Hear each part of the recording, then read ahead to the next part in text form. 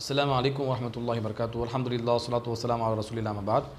அன்பிற்குரிய இஸ்லாமிய உறவுகளை, நவீன ஹதீஸ் மறுப்பாளர்கள், அதாவது நவீன தௌஹீத்வாதிகளுக்கு நாம் அவர்கள் வைக்கக்கூடிய அசத்தியமான வாதங்களுக்கு முறையான பதில்களை கொடுத்து வருகிறோம்.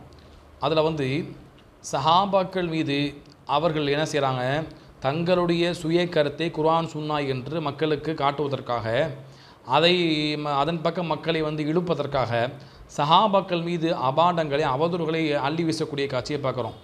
அதில் பார்த்தீங்கன்னு சொன்னால், சஹாபாக்கள் என்ன பண்ணாங்களாம், குர்ஆன் சுன்னாக்கு மாற்றமாக தீர்ப்பளிச்சிருக்கிறாங்க, அப்போ அதை நம்ம எடுக்கக்கூடாது என்று சொல்லி சஹாபாக்கள் குர்ஆன் சுன்னாக்கு மாற்றமாக தீர்ப்பளித்ததை சுட்டி காட்டுறாங்க. அதில் ரெண்டு விதமாக இருக்குது. ஒன்று சஹாபாக்களுக்கு அந்த ஹதீஸ் கிடைக்காம தவறாக சொல்லி மற்ற சஹாபாக்கள் திருத்தி கொடுத்த அம்சம் இருக்கிறது.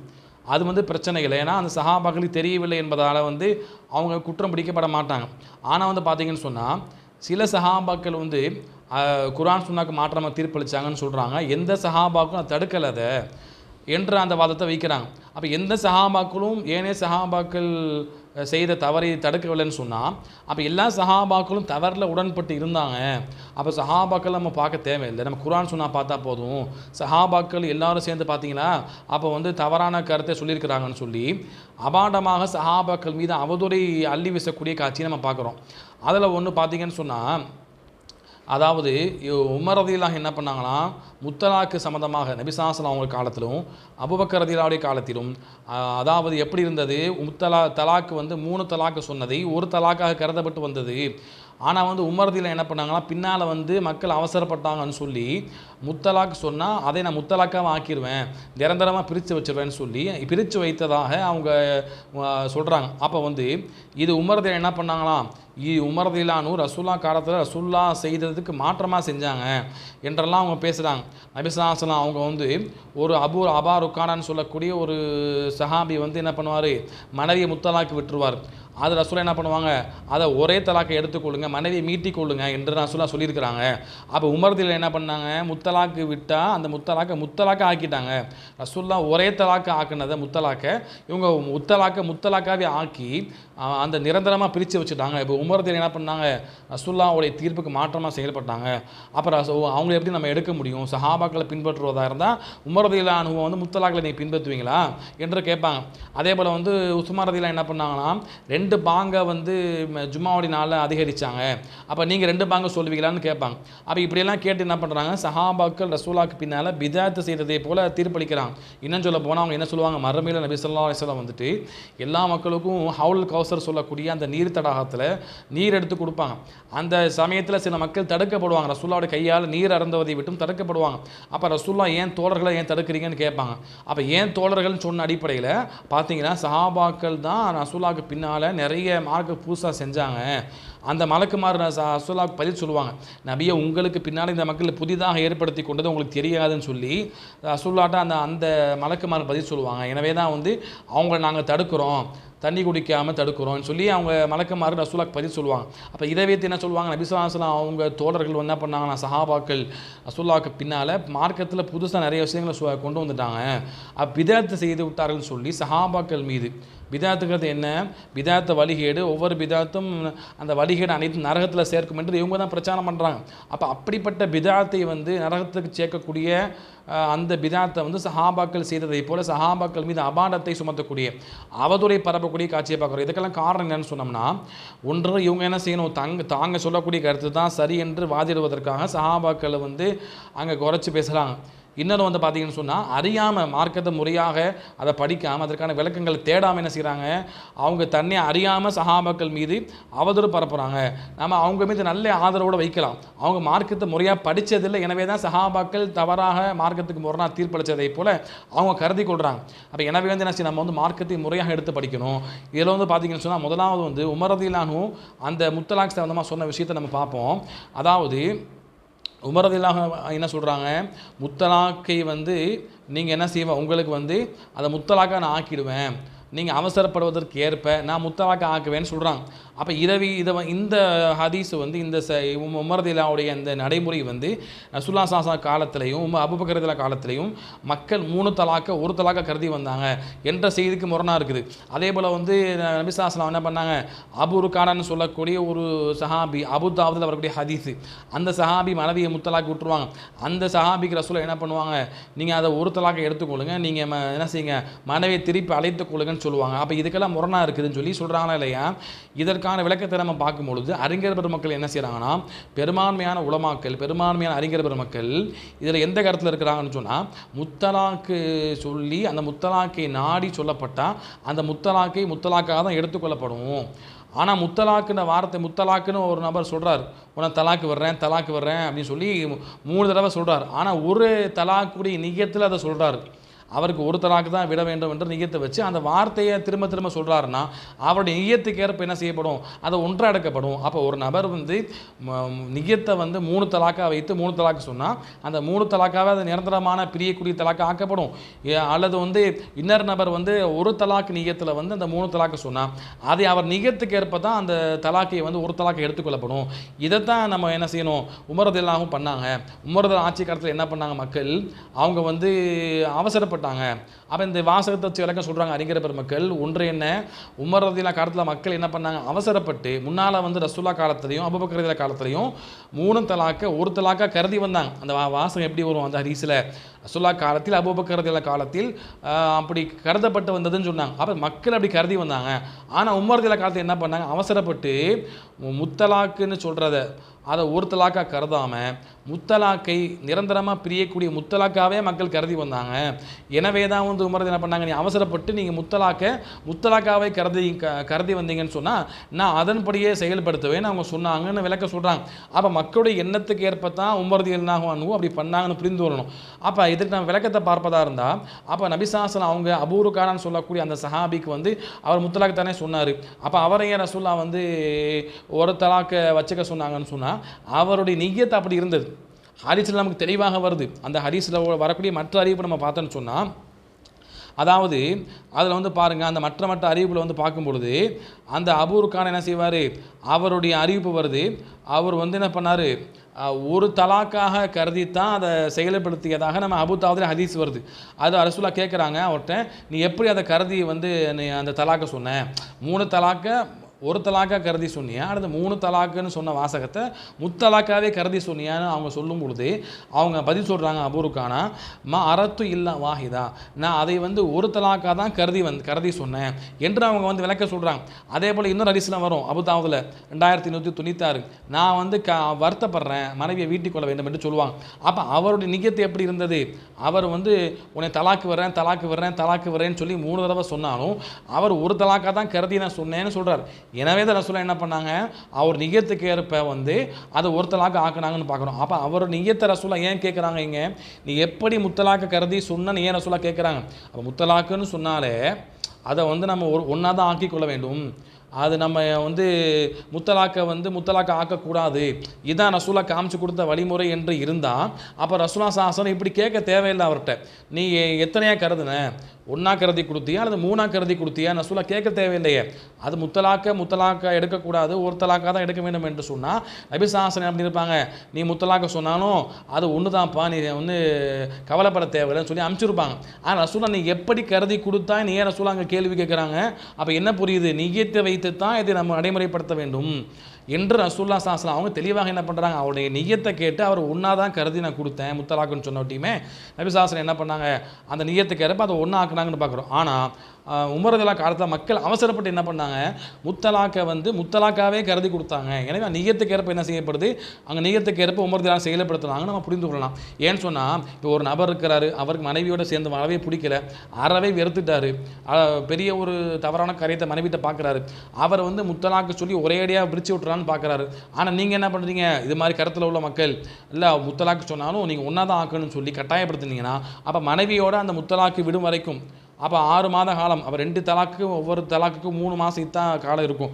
அந்த 6 மாதமாக அவர் வீட்டில் தான் மனைவி தங்கணும். நல்லா குரான்னு சொல்கிறான், நீங்கள் தலாக்கு விட்டு அவங்கள வீட்டை விட்டு வெளியேற்றாதீங்கன்னு சொல்கிறான். அப்போ அவர் இவ்வளவு சங்கடத்திற்கு ஆன பின்னாலையும் அதை மனைவியை எப்படி அவர் வைத்துக்கொள்ள முடியும். அப்போ ஆண்கள் மீது நிர்பந்தம் செய்யக்கூடிய ஒரு கட்டாயத்துக்கு தள்ளப்படுறாங்க. அப்போ மார்க் என்ன சொல்லுது, பெண்ணுக்கு எப்படி சுதந்திரம் கொடுக்கப்பட்டிருக்கோம், அதாவது அவங்க வந்து விரும்பினா கணவனை சேர்ந்து வாழலாம், இல்லைன்னு சொன்னால் கணவன்கிட்ட அந்த ஹுலா பெற்று செல்லலாம்னு சொல்லி செல்ல வேண்டும் என்று மார்க்க அனுமதி வச்சிருக்காங்க இல்லையா. அதே போல தான் வந்து பார்த்தீங்கன்னு சொன்னால் இந்த ஆணுக்கு அனுமதி இருக்குது. அப்போ நீங்கள் 3 சொன்னாலும் ஒன்றா தான் ஆக்கணும் அப்படின்னு சொன்னால் அப்போ நிர்பந்திக்கிறோங்கிறத நம்ம புரிந்து கொள்ளணும். அடுத்து வந்து பார்த்தீங்கன்னு சொன்னால் அப்போ நியத்துக்கேற்ப தான் உமர்தில் அவங்க செயல்படுத்துனாங்கன்னு புரிந்து கொள்ளலாம். இன்னொரு கருத்தை என்ன சொல்கிறாங்கன்னு சொன்னோம்னா வந்து தெளிவாக நம்ம வந்து பார்க்குறோம் ஹதீஸ்களில் நபிசாசலம் காலத்தில் ஆரம்பத்தில் எப்படி இருந்தது, முத்தலாக்கை வந்து சொன்னாலும் அது ஒரு தலாக்கு ஆக்கப்பட்டு இருந்தது. ஆனால் பின்னால் எப்படி சட்டம் மாற்றப்பட்டதுன்னு சொன்னால் முத்தலாக்கு சொன்னால் அது முத்தலாக்காகவே எடுத்துக்கொள்ளப்படும் என்று சட்டம் மாற்றப்பட்டு விட்டது என்ற இன்னொரு கருத்து சொல்லப்படுது. முதலாவது கருத்து வந்து நியத்துக்கேற்ப ஆக்கப்படும். ரெண்டாவது கருத்து என்ன, முன்னால் அப்படி இருந்தது, பின்னால் எப்படி ஆக்கப்பட்டு விட்டது, முத்தலாக்கு சொன்னால் அந்த முத்தலாக்காக எடுக்கப்படும், ஒரு தலாக்கு எடுக்கப்படாது என்ற அந்த வாசகத்தை நம்ம என்ன செய்யலாம், நம்ம தெளிவாக பார்க்கலாம்.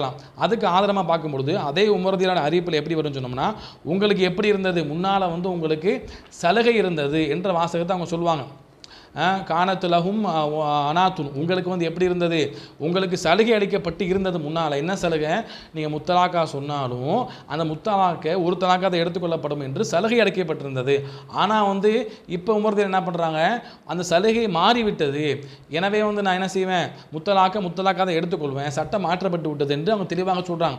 அப்போ வந்து இந்த நேரத்தில் வந்து உமர்தில் அவங்க சொன்னது தப்பாக இருந்தால், சட்டம் மாற்றப்படாமல் இருந்திருந்தா சஹாபாக்கு திரும்பி கேட்பாங்களா இல்லையா. அதாவது எப்படி நீங்கள் வந்து 3 தலாக்கை வந்து ஒன்றாத்தான் மார்க்கம் சொல்லியிருக்குது, நீங்கள் எப்படி 3 ஆக்குவீங்கன்னு திரும்பி கேட்பாங்களா இல்லையா. அப்படி யாரும் தட்டி கேட்டால் தான் எந்த ஒரு இதுவும் கிடையாது. ஏன்னா உமர்தியலானு வந்து தட்டி கேட்பதற்கு அனுமதி அளிச்சிருந்தாங்க. ஒரு பெண்மணி எழுந்து என்ன பண்ணுவாங்க, உமர்தியலானு மகரை வந்து இவ்வளோ தான் கேளுங்க, ஆண்கிட்ட அதிகமாக மகர் கேட்காதீங்கன்னு சொல்லும்பொழுது அந்த ஜும்மாவுடைய அந்த தினத்தில் என்ன பண்ணுவாங்க, ஒரு பெண் எழுந்து உமர்தியலானவங்க எதிர்த்து கேட்பாங்க. அப்போ உமர்தியலானு வந்து அந்தளவுக்கு என்ன பண்ணாங்க, மார்க்க விஷயம் இருந்தால் சட்டையை பிடிச்சி கேளுங்கன்னு சொன்னாங்க.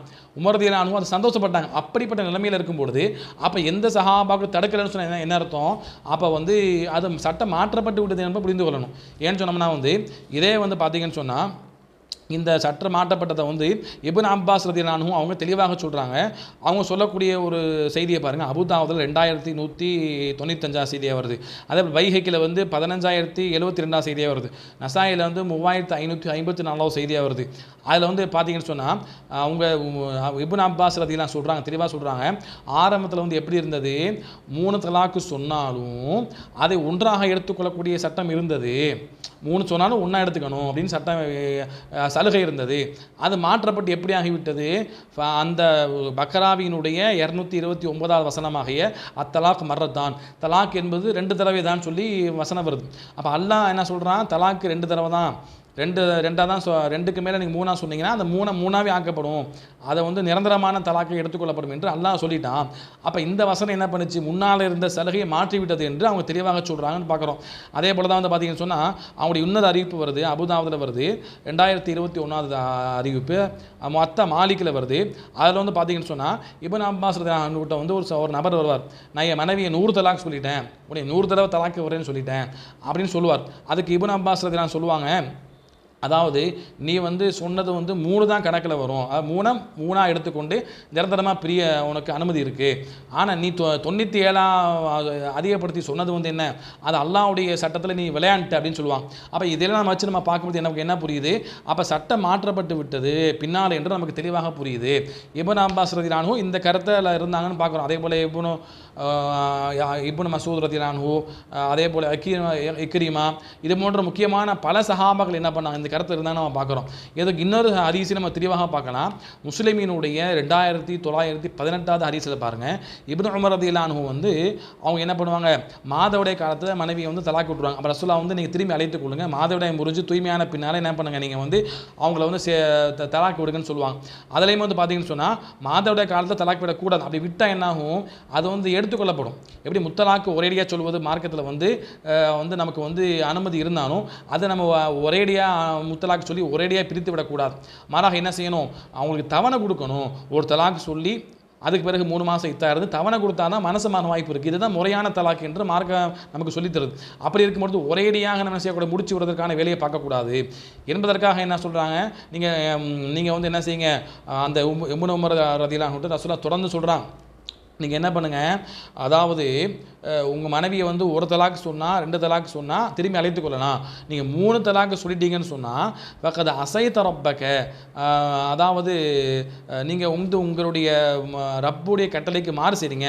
அல்லாஹ் என்ன சொல்கிறான், முறையாக ஒவ்வொன்றா கொடுத்து போக சொல்கிறான், முறையை பேணி அல்லாஹ் போக சொல்கிறான். அந்த முறையை பேணாமல் நீங்கள் வந்து ஒரே அடியாக 3ஆ சொல்லி ஒரே அடியாக நீங்கள் முடிச்சு விட பார்த்தீங்கன்னு சொன்னால் அது ரப்புக்கு மாறு செய்தது தான் வந்துடும் அப்படிங்கிறாங்க. அப்போ இங்கே என்ன சொல்கிறாங்க, ரசூலுல்லாஹி ஸல்லல்லாஹு அலைஹி வஸல்லம் தொடர்ந்து சொல்லுவாங்க, அப்படி நீங்கள் 3 தலாக்கு சொன்னீங்கன்னா அது வேற ஒருவருக்கு மனைவி ஆயிடுவா, உங்களுக்கு மனைவியாக இருக்க மாட்டான். அந்த வேற ஒருவருக்கு திருமணம் முடித்து அவளை தலாக்கு விடாதவரை நீங்கள் திரும்பி அவளை வந்து திருமணம் முடிக்க முடியாதுன்னு சொல்கிறாங்க. அந்த ஹதீஸில் தெளிவாக வாசகம் வருது. அப்போ நமக்கு என்ன புரியுது, 3 தலாக்கு சொல்லிட்டா அவங்க முறையாக சொல்ல ஒன்று விட்டு அதுக்கு 2வது விட்டு அதுக்கு பிறகு 3வது இங்கே விட்டதை சொல்லலை. அப்படி செஞ்சுருந்தா நீ வந்து ரப்புக்கு மாற செய்தவன ஆகவாயின்னு சொல்ல தேவையில்லை. இப்போ ரசூலா என்ன சொல்கிறாங்க, நீ ஒரேடியாக 3 தலாக்கு விட்டேன்னு சொன்னால் நீ ரப்புக்கு மாறு செஞ்சிருவ, இருந்தாலும் வந்து அந்த தலாக்கு நிகழ்ந்து விடுன்னு சொல்கிறாங்க.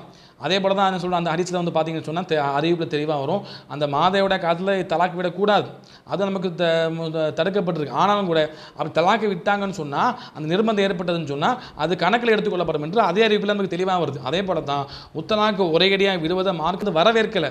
ஆனால் வந்து பார்த்தீங்கன்னு சொன்னால் இதில் வந்து ஒரு நிர்பந்தம் இருக்குது, எனக்கு விட வேண்டிய கட்டாயம் இருக்குது, என்னால் சேர்ந்தே வாழ முடியாது அப்படின்னு சொன்னோம்னா அந்த இடத்துல மார்க் என்ன செய்யுது, அவங்களுக்கு வந்து அந்த இடத்துல அனுமதி கொடுக்குது.